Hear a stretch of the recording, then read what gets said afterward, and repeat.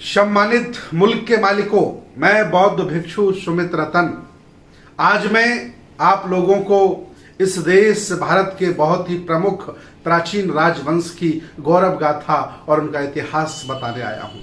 उस राजवंश का नाम है मराठा, कुणवी, कुर्मी, पटेल, पाटीदार, निरंजन, चौधरी।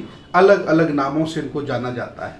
मुख्यतः हम कहते हैं कुर्मी, मराठा, पटेल। ये राजवंश है।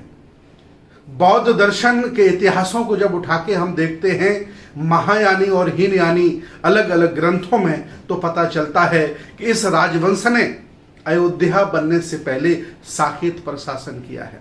इस राजवंश ने कन्नौज पर शासन किया है। इस राजवंश ने थानेश्वर पर राज किया है। इस राजवंश ने उज्जैन पर शासन किया है। लेकिन बड़ी चालाकी से अल्पजनों ने इस संगठित राजवंशों को बड़ी ही चालाकी से अलग अलग करने का काम किया है। आगे चल कर के मां जियाऊ जय शिवराय, एक मराठा 1 लाख का नहीं, 1 कोटि का होता है, 1 करोड़ का होता है। आज मैं आपको बता दूं, जियाऊ के गर्भ से छत्रपति शिवाजी जन्म लेते हैं और हमें इस राजवंश को शिवाजी के तौर पर इस देश का शासक बनने का मौका मिला। आज भी पूरी दुनिया में अलग अलग साहित्यों में और भारत के मुख्यमंत्री, प्रधानमंत्री शिवाजी जैसा बनना चाहते हैं, जिन्होंने हक वंचित, असहाय, कमजोर लोगों के लिए हमेशा अपने दरवाजे खोले, कभी जातिवाद नहीं किया, छुआछूत नहीं किया। और कुर्मी मराठा समाज के राजा महाराजाओं, आज मैं आपको बताना चाहता हूं कि आपके राजा का राज तिलक कैसे हुआ। ये बताने की बात नहीं, आप सभी लोग जानते हो। क्यों? क्योंकि आपको ये लोग कुलीन मानते हैं।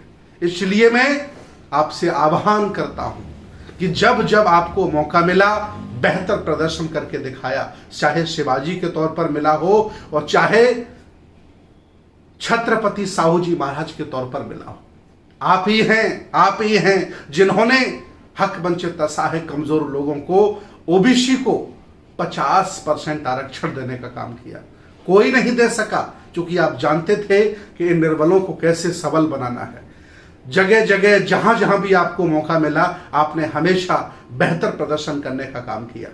इसके बाद सयाजीराव गायकवाड़, वो भी आपके वंश परंपरागत से आते हैं, लेकिन धनगर पाल वंश से भी उनका ताल्लुकात है। इन्होंने भी बेहतर काम करने का प्रयास किया। बाबा साहब को विलायत भेजने के लिए सयाजीराव गायकवाड़ का कितना बड़ा योगदान है, पूरा भारत जानता है। इसके बाद ऐसा नहीं कि इस राजवंश में लोग पैदा नहीं हुए, बहुत लोग पैदा हुए। बड़े बड़े संत, बड़े बड़े ऋषि, बड़े बड़े राजे महाराजे पैदा हुए। इसके बाद इस वंश में संत तुकाराम जन्म लेते हैं, अंधविश्वास, पाखंड, रूढ़ियों के खिलाफ जिन्होंने पूरा जीवन लगा दिया। और बाद में नफरत करके, ईर्षा द्वेष करके इन अल्पजनों ने, जिन्हें आप बामन कहते हैं, इन्होंने संत तुकाराम की हत्या की। एक पत्थर से बांध करके नदी में फेंक दिया, उनकी किताब भी फेंक दी, उनका ग्रंथ भी फेंक दिया।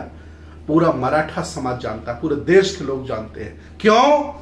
क्योंकि आपकी ऊंची आवाज, आपका ऊंचा घर, आपका ऊंचा ज्ञान उन्हें पसंद नहीं है।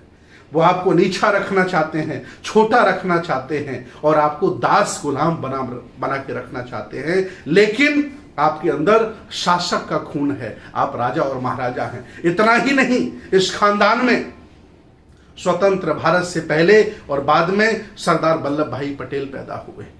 इतने नेता थे, कोई नहीं सबको मिला पाया। ये काम नेताओं ने सरदार वल्लभ भाई पटेल को दिया और उन्होंने पूरे भारत को, खंड खंड भारत को अखंड करके एक अच्छी सी सरकार देने का काम किया। इतना ही नहीं, इस खानदान में राम स्वरूप वर्मा पैदा हुए, जिन्होंने अर्जक संघ बनाया। उन्होंने लोहा लिया उन परजीवियों से, उन मनवादियों से, उन नफरत फैलाने वाले लोगों से, जिन्होंने हक वंचित, असहाय, कमजोर लोगों को, देश के मूल्यवासियों को बांट के रखा हुआ था। बहुत बड़ा लोहा लिया, पूरा इतिहास जानता है, आप उस वंश के लोग हैं। इतना ही नहीं, नीतीश कुमार बिहार के मुख्यमंत्री हैं। इतना ही नहीं, भूपेश बघेल इसी खानदान के मुख्यमंत्री हैं। मैं कहना यह चाहता हूं कि कभी ये देश आपने संभाला, साकेत के तौर पर, उज्जैन के तौर पर, कन्नौज के तौर पर और छत्रपति शिवाजी के तौर पर आपने उदाहरण पेश किया है। आखिर आज ऐसा क्या आप में हो गया है कि हक वंचित, असहाय, कमजोर लोगों को अपने साथ आप नहीं जोड़ पा रहे हो?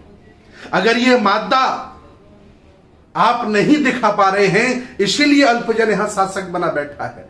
अगर ये ताकत आप दिखा देते, सभी हक वंचित, असहाय, कमजोर लोगों को अपना छोटा भाई मानकर इकट्ठा कर लेते, तो मैं दावे के साथ कहता हूं इस भारत के फिर आप शासक होते। मैं पूछना चाहता हूं, कितने राष्ट्रपति हुए आपके, कितने प्रधानमंत्री बने आप, सुप्रीम कोर्ट में जज कितने हैं आपके, हाई कोर्ट में जज कितने हैं आपके, जिलाधिकारी कितने हैं आपके, जमीन में हिस्सेदारी कितनी है आपकी? क्यों? क्योंकि हम लोगों ने मानसिक गुलामी स्वीकार कर ली है। हम लोगों ने अपने आप को दास स्वीकार कर लिया। उठो, जागो मराठाओं, कुर्मी समाज के लोगों, ये देश तुम्हें फिर पुकार रहा है और चाहता है कि आप शासक बनो और हक वंचित, असहाय समाज को आगे बढ़ाने का काम करो। आप हमेशा हक वंचित समाज की रक्षा करते रहे, हमेशा आपने समता का शासन किया, कभी छुआछूत भेदभाव नहीं माना, सबको गले लगाया। ऐसे शासक की आज भारत को फिर जरूरत है। आइए, इतिहासकारों ने तो यहां तक लिखा है कि सम्राट अशोक के खानदान के आप हैं।